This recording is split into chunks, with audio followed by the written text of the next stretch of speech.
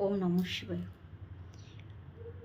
সন্ধ্যার পরে রান্নাঘর, পুজোর ঘর, মন্দির আর সিঁড়ির যে স্পেসটা পাচ্ছেন, কখনোই কিন্তু অন্ধকারে যেন না থাকে খেয়াল রাখবেন।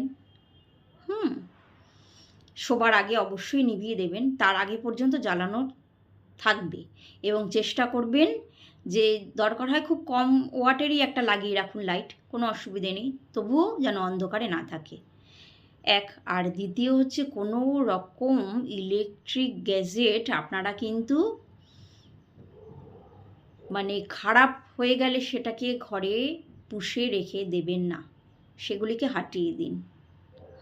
সঙ্গে সঙ্গে কোনো খারাপ বাল্ব হলো যে কোনো কিছু, সেটাকে এক হয় রিপেয়ার করুন, নাহলে রিপ্লেস করুন।